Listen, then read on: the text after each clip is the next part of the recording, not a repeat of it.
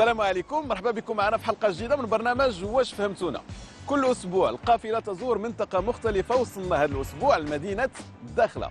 4 ديال الشباب من ثانويات الخليج التأهيلية اختاروا موضوع الشباب بين الإنتاج والاستهلاك. غادي نتعرفوا أولا على الشباب الأربعة. مجدولين. لا تقارن بين الشباب الأوروبي والمغربي كونهم يعيشون في واقع مختلف وتأثيرات مختلفة تجعل من البعض منتجا ومن البعض الآخر مستهلكا. مريم. الأسرة والمجتمع لهما دور محوري لتكوين شخص منتج أو مستهلك دون أن ننسى الدافع الشخصي لكل فرد. هدى تقول أن المدرسة هي المصنع الأول لجيل منتج أو مستهلك، وفي الدول المتقدمة الاهتمام بالمدرسة يعد من الأولويات القصوى.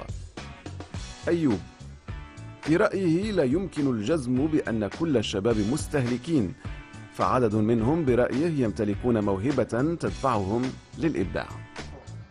أفكار مواضيع النقاش هي دائما من اقتراح شباب الثانويات، وأيضا نقتبسها من اقتراحاتكم على صفحاتنا على فيسبوك، تويتر وإنستغرام. نشكركم دائما على التفاعل. من بعد ما تعرفنا على الشباب الأربعة، نتعرفوا الآن على الموضوع اللي اختاروه، اللي هو الإنتاج والاستهلاك والشباب عن طريق هذا الروبورتاج. تا واحد ما خافي عليه شحال عزيز علينا الاستهلاك. الماكله الجديده نجربوها، الاختراع الجديد نشريوه، المسلسلات والافلام نشوفوها، والشفاوي عاطينو قتله، الافكار معظمها نقد، وإلا كانت فكره منتجه ما كتفوتش الباب. ما كنهضروش على شاب واحد، كنهضروا على بزاف ديال الشباب. بالنسبه للاستهلاك، الشباب كامل تقريبا كيستهلك وما ترباوش على باش ينتجوا. غياب الانتاج في حياتنا ماشي مشكل فردي، لانه تربيتنا كانت مبنيه على التنفيذ باش نديو الرضا، وقرايتنا كانت كتعتمد على الحفاظه بلا زياده باش نديو النقاط. اولا الشاب باش يكون منتج ما الوسط ديالو ما كيساعدش، بحال الدار والمدرسه والمجتمع. الانتاج في المجال الادبي والفني ماشي كافي للرقي بالوطن، حيت كينقصنا الانتاج العلمي اللي ممكن يحولنا لبلد صناعي، وهذا التحول ما يمكنش نديروه الا ما تغيراتش العقليات، نظم التدريس والطريقه اللي كنترباو بها. واش كتشوفوا الامور بحال هكذا ولا ما فهمناكمش؟ مرحبش بكم، وما نقد يكون نرحب بكم ونرحب بمولي بمجيكم ولا يقلع على مخليكم. وبمناسبة اليوم عنكم في ثانوية الخليج، ونشكركم حتى على الزيارة. خالقة طلع هون من إنتاجي نقول فيها: من لزمي قاعي لغنيت، ومن مار سني في خليج، اللي بيا بعده سميت حتى في ثانوية الخليج. جوهرة عدت في ذا التعليم، نصبح بيها حتى ونقيم في التعليم، وعندي تقييم شانو بعد كبير النسيج، بين الثانويات حاصت في الإقليم، ميزة تنويه على تتويج. من لزمي قاعي لغنيت، ومن أمارة سني في خليج، اللي بيا بعده سميت حتى في ثانوية الخليج. وشكرا. شكرا لك. شكرا لك. اكيد الشعر الحساني هو مميزات المنطقه، وكنشكرك بزاف على الترحيب ديالك الخاص بفريق برنامج واش فهمتونا. غادي ننطلقوا معكم باختياركم وسبب اختياركم الموضوع حلقه اليوم، الشباب بين الانتاج والاستهلاك. مريم، كنت من اقترح الموضوع في البدايه، واكيد تناقش من طرف الشباب ككل. علاش هذا الموضوع؟ هذا الموضوع اخترناه به هو يمس الشباب من الدرجه الاولى، وكنا احنا شباب، يعني احنا هما الشعله ديال المستقبل، احنا هما اللي الدوله والامه والمجتمع كامل معلق علينا الامال. دونك احنا اصبحنا نستهلكوا اكثر من ننتجوا، عندنا نستهلكوا فتات الغرب من دون الانتاج. دونك هذا الموضوع عاد يهمنا، احنا اختاريناه باش نوصلوا صوتنا، باش نمشوا واحد الميساج للشباب الثاني انه حتى هو قادر ينتج، قادر يعطي، قادر يفيد ويستفاد. مجدولين، ملي تنتكلموا على الانتاج وكنتكلموا على الاستهلاك وكنربطوها بالشاب، شنو كنقصدوا بالضبط بهذ المصطلحين؟ اللي ممكن انه نفهموه من هذه المصطلحين ديال الانتاج والاستهلاك، اي انه شخص كشاب او شخص ينتج شيء ما، اي شيء، المهم انه ينتج، يقوم بفعل ما او بجهد ما. اما بالنسبه للاستهلاك فهو انه يستهلك، يتلقى، يأخذ كل شيء جاهز. تفضل أيوب. بالنسبه لي انا الشباب ما هو كامل مستهلك، كاين اللي كينتج، كاين اللي عنده مواهب وكي باغي يبينها ما هو قد، كاين اللي كيعلم، كاين بزاف ديال الشباب. ما يمكننا نقولوا عن الشباب كاملين مستهلكين. كاين اللي كينتج شي موهبه وكيبغي يعلمها للاخر رغم ديك الصعوبات والمشاكل اللي كيتعرض لها، ولكن كيبقى عنده ذاك الهدف دائما كيبغي يوصله. فهمت؟ بالنسبه لذوك الشباب المستهلكين هي واحد الفئه كتكون لاقيه كل شيء في الظروف العائليه ديالها، زعما كيف الاب والام كيوفروا له جميع الشروط حتى يوصل لواحد السن ما تلاقي قد يتحمل ديك المسؤوليه، كيبقى كل شيء كيبغي اي حاجه كتصنع كيبغي يجيبها لعنده وكيجيبها، على عكس ذاك الشاب الاخر اللي متحمل ديك المسؤوليه كل شيء كيبغي يجيبو مثلا بالمصروف ديالو، كيبغي كل شيء كيجيبو كيتقاد في الدار ماشي كيمشي يشري من الشارع. اذا ديك الامور منتوج كيستهلك هو. يعني ربما بغيت نخرج شويه من اطار الاستهلاك السطحي اليومي، الانتاج باشكال يعني اوسع، أن يكون الشاب منتج، ماشي ينتج مقالة أو ينتج فكرة فقط، منتج في مجال ممكن يكون ذا منفعة عامة على المدينة، على الجماعة، على الوطن. فواش الشباب المغربي يتم تكوينه لا داخل الأسرة لا داخل المؤسسة التربوية في هذا المجال باش ننتجوا من خلال هذه المؤسستين اللي هما العماد تاع التربية لا الأخلاقية ولا العلمية ديال كل شاب، باش يكون منتج ينفع الوطن. مريم. هو سي فري بانه اي انسان كتلقى اللبنه الاولى ديال تكوين شخصيته من المحيط ديالو، من الاسره بشكل خاص. يعني اي انسان باش يكون منتج خاص يتلقى دعم من الاسره هي الاولى، عاد نشوفوا المجتمع. دونك حنايا ربينا في بيئه استهلاكيه اكثر من هي منتجه، بيئه اتكاليه. فبطبيعه الحال هذا الشخص اللي يمرك حتى هو اتكالي ومستهلك اكثر مما هو منتج. ولكن دائما انا في نظري انه اي انسان ناجح، اي انسان باغي ينتج، خاصو ينطلق من الظروف ديالو ويغيرهم، خاصو هو يصنع لنفسه جو خاص ومناخ خاص باش يقدر هو ينتج فيه. وهذا بطبيعه الحال خاصو دعم الاسره، دعم المحيط، دعم هذا هو ما ينقص في المحيط، في البيئه التعليميه والمحيط الاسري. يعني خاص الدعم، خاص الاسر توعى بانه خاصها تقدم واحد الدعم لابنائها، لانه الاسره هي اللي كتلعب دور اساسي ومهم جدا في تكوين الشخصيه ديال الابن ديالهم.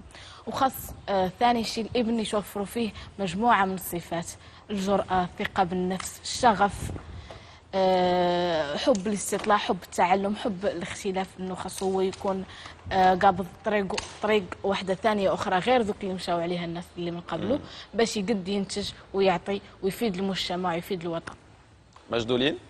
الشاب المغربي في الاستهلاك ديالو مع الاسف هو الشباب ديالنا مستهلكين اكثر مما هم منتجين. فحتى اذا انتجوا تكون ذلك الانتاج بالنادر، و يعني انه الشخص في المجتمع ديالنا نتيجة المجموعة من الأسباب يكون شخصا اتكاليا لا مباليا، يفضل أن يستهلك، يفضل أن يتلقى كل ما هو جاهز، كل ما هو موجود، ولا يفضل أن يعمل أبسط المجهود لكي يصل إلى ذلك الشخص الذي نتمناه اليوم وما أحوجنا إليه في مجتمعنا، ذلك الشخص المنتج وليس ذلك الشخص المستهلك. ممتاز.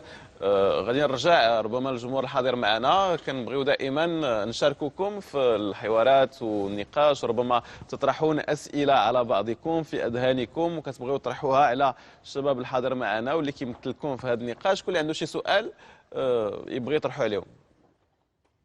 تفضلي. السلام عليكم. نهيلة الزعيم، جذع مشترك أدب. في نظري هاد الأيام ولينا كنشوفوا أن الشاب الأجنبي ولا منتج 100%، فبغيت نعرف شنو هو السر ديال هذاك الشاب الأجنبي، سر النجاح ديال الشاب الأجنبي مقارنة مع المستهلك المغربي. اذا تنتكلموا الان على مقارنه ديال شنو الفرق ما بيننا وما بينهم. هدى.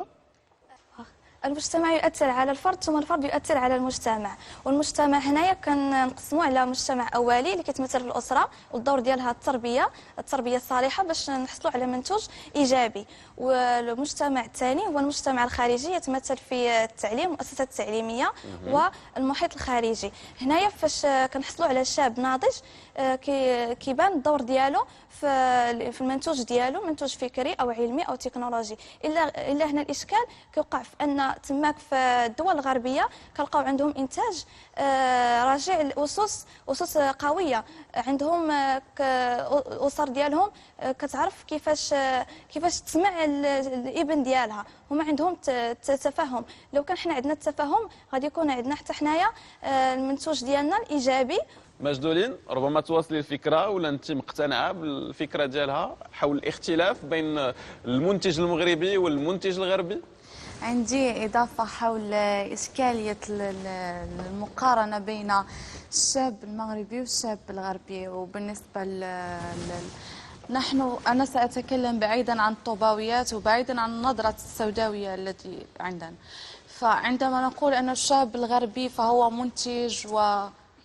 منتج ولديه ذلك راجع لأن أسرته متفهمة، ولأن لديهم مجتمع متحضر، ولأن لديهم ثروة، ولأن لا أريد أن أضل في هذه القوقعة، لأن هناك شباب مغاربة وشباب عرب وصلوا إلى مناصب عليا ووصلوا إلى أشياء لم يصلوا إليها حتى الغرب. فلذلك أريد أن أقول هي صراحة هناك فرق، لا أنكر هذا الفرق. فالغرب يتوفر لديهم تلك المساندة، تلك الأسرة، تلك الفضاءات، مجموعة من الأشياء التي لا تتوفر ولا يحظى بها الشاب المغربي. ولكن هذا لا يجب أن يكون سبب في أن نلقي عليه لوم فشلنا ونقول نحن شباب مستهلكين، ولأن ليست لدينا إمكانيات، ليست لدينا مساندات، ليست لدينا مساعدات، ولأن أسرتنا لم تقدم لنا التعليم الكافي، ولأن منظومتنا التعليمية المغربية ليست كافية ولم تقدم لدينا كفاءات ولم تقدم لنا أطروحات ممكن أن نعتمد عليها لكي نصبح شباب منتجين ولسنا مستهلكين. واكيد بانه كثير من الشباب المغربي تميز وتفوق وانتج خارج اطار الوطن. يعني هنالك مهاجرون كثر من المغاربه يشتغلون بوكاله نازا، يشتغلون بمؤسسات علميه مرموقه وكبيره. هذا يعني بانه هنالك امكانيه لدى كل فرد اذا توفرت الامكانيات اللازمه، اذا كان هنالك اطار خاص يمكن ان يؤهلنا باش نكونوا منتجين.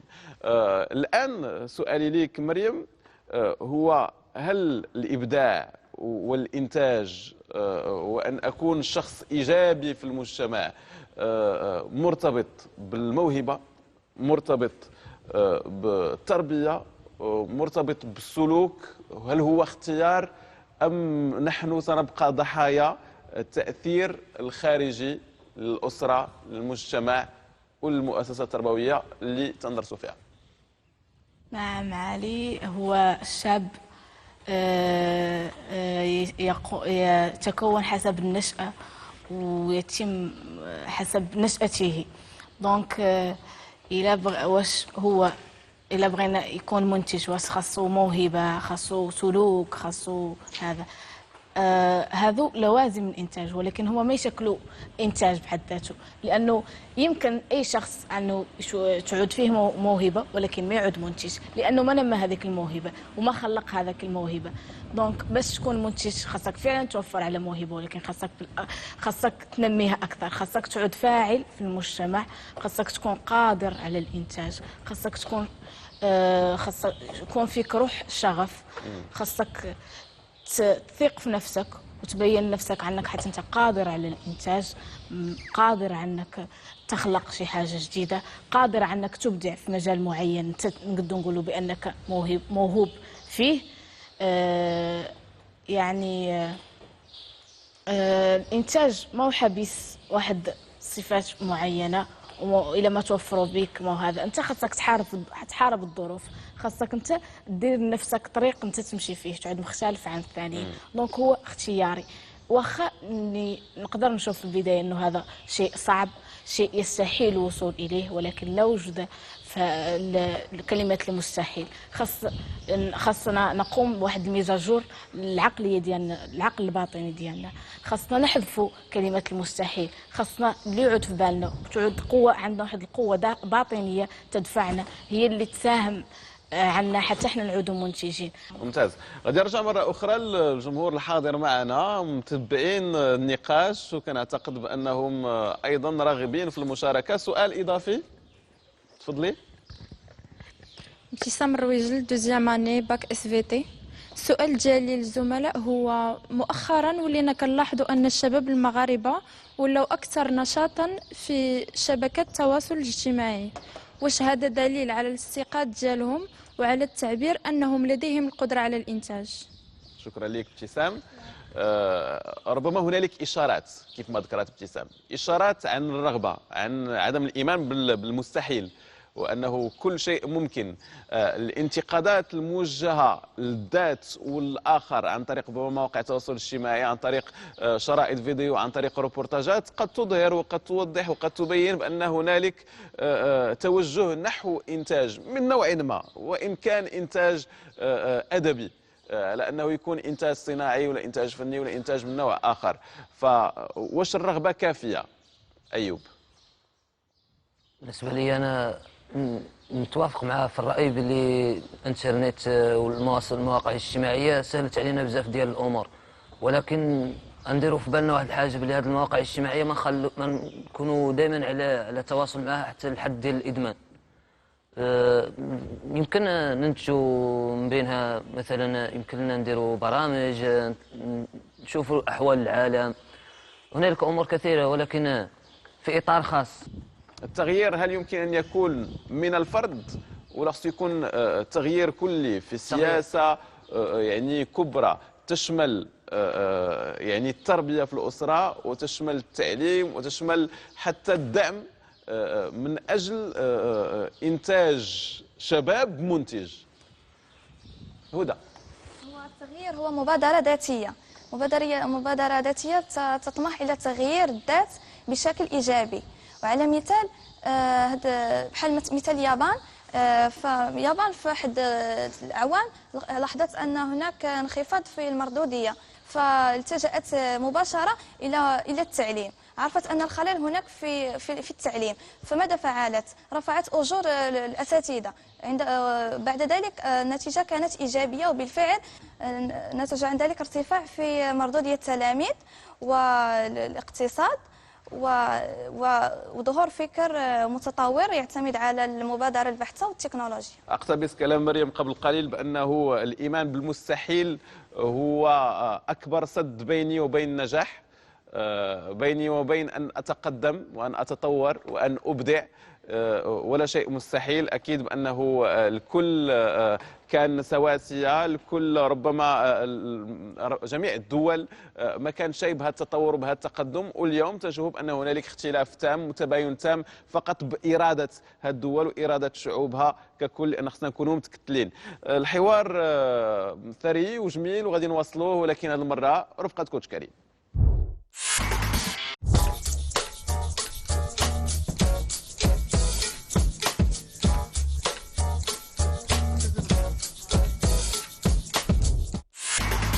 مرحبا بك كوتش كريم. الله يبارك فيك علي. واش فهمتيهم؟ فهمتهم، وكنتمنى المشاهدين حتى هما يفهموهم.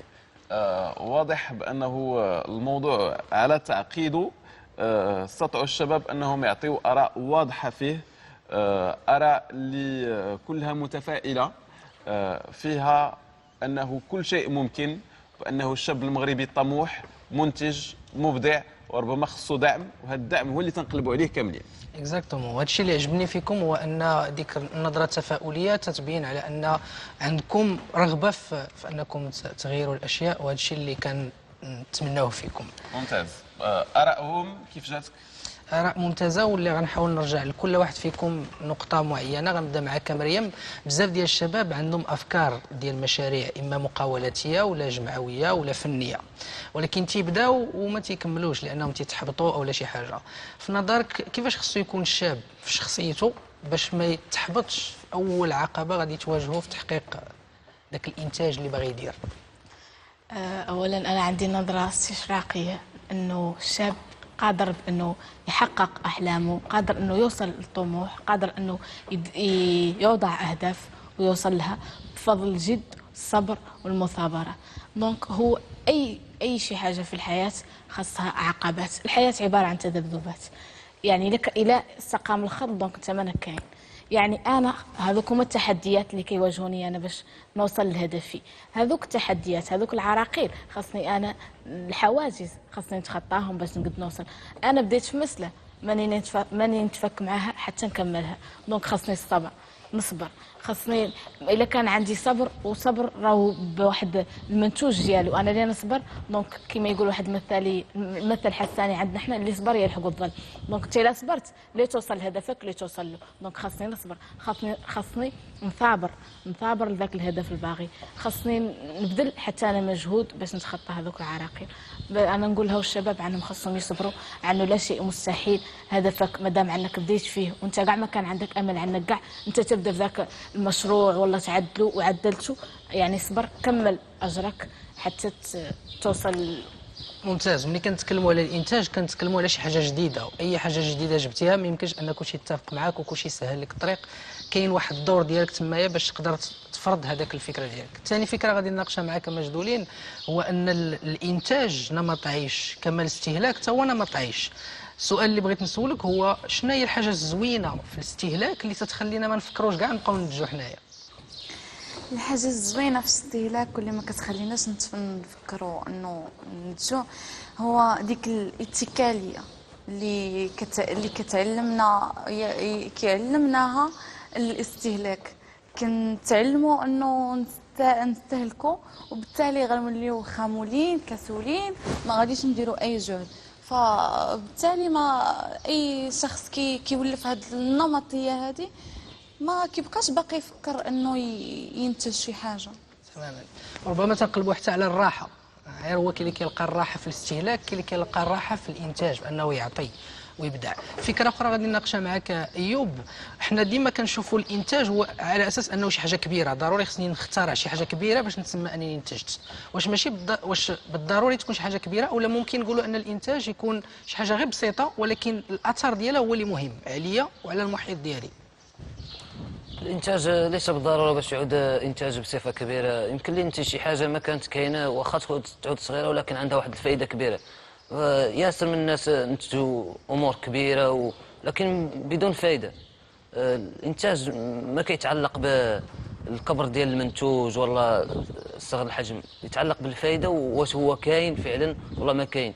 على عكس بحال واحد غادي ينتج لنا شي حاجه ما كانت، ماشي هو اللي غادي يطور لنا واحد المنتوج كان. فهناك واحد الفرق صافي. وممكن باش نضيف الفكره ديالك، ممكن ننتج انا غير فكره اللي غتبدل الفكر ديال واحد الانسان اللي حتى هو غيصنع فكره اللي غادي ينفذوها ناس اخرين. لان ماشي بالضروره نبداو شي حاجه كبيره، كتبدا كلشي كيبدا بشي حاجه صغيره وغادي هو كتكبر. اخر فكره غادي نناقشها معك هدى هو ان الانتاج بالنسبه لي انايا هو مرتبط بواحد الحاجه سميتها المبادره، روح المبادره. وروح المبادره هي شي حاجه اللي كتربى فينا. سؤالي ليك هو شنو يقدروا يديروا الاباء والاساتذه باش يربيوا في الاطفال وفي الشباب هاد روح المبادره هذه؟ روح المبادره هي كتكون من الاسره ومن التعليم ومن المحيط الخارجي ديال المجتمع. هاد المبادره هذه خص الشاب يعرف كيفاش يستخدمها باش هو ملي يكون باغي يدير شي منتوج بالقدرات ديالو ما يتسناش شي واحد يجي يتواكل على الاخرين، شي واحد يجي ويعاونو، لا يخدم هو، يتعاون مع دوك الشباب اللي بحالو في نفس الدومين ديالو باش يديروا شي منتوج ايجابي ينفعو وينفع المجتمع ديالو. شكرا. ممتاز. كنشكركم على ايجابيتكم مره اخرى. موضوع الشباب بين الإنتاج والاستهلاك موضوع ليس بالهين للنقاش، لأنه فيه نقاط كثيرة وواسعة ومتشعبة ومتدخلين وأطراف اللي ضروري أنهم يعطيوا رأيهم ويحللوها بشكل أكبر من إعطاء آراء خاصة باش نستطيعوا نعالجوا الموضوع ونفهموه ونفهموا المحتوى ديالو بشكل أحسن وأعمق. ولكن كان الغرض من هذا النقاش هو ربما جس نبض للشباب ورغبته وقدرته على أنه يغير الفكرة النمطية الموجودة على الشباب المغربي والعربي، أنه نحن مستهلكين فقط، غير قادرين على الإنتاج، غير قادرين على الإبداع. الإبداع موجود، افتحوا الأبواب وربما سترون ما يفاجئكم. وهذا هي رسالة، كنعتقد أن هذه هي الرسالة اللي وصلت من خلال تدخلاتكم. شكرا لكم. كيف ما كنبغي نشكر أكيد الجمهور تلاميذ ثانوية الخليج الحاضرين معنا هنا بمدينة الداخلة. شكرا لكم على تفاعلكم وعلى تركيزكم بالخصوص. شكرا على الترحيب أيضا بالشعر الحساني. شكرا لك كوتش كريم. شكرا لك علي. شكرا لك مريم. شكرا لك هدى. شكرا لأيوب. شكرا صاحبي. شكرا لك مجدولين. شكرا، الله يبارك فيك. شكر موصول لكل مشاهدينا الأوفياء على المتابعة وعلى التفاعل أكيد على صفحاتنا اللي هي مفتوحة لاقتراحاتكم لأفكاركم المواضيع ربما للنقاش في ثانويات أخرى وفي حلقات أخرى على فيسبوك تويتر وإنستغرام. حلقة أخرى تنتظرنا الأسبوع المقبل مع شباب آخرين في ثانوية أخرى. كونوا في الموعد. سلامة.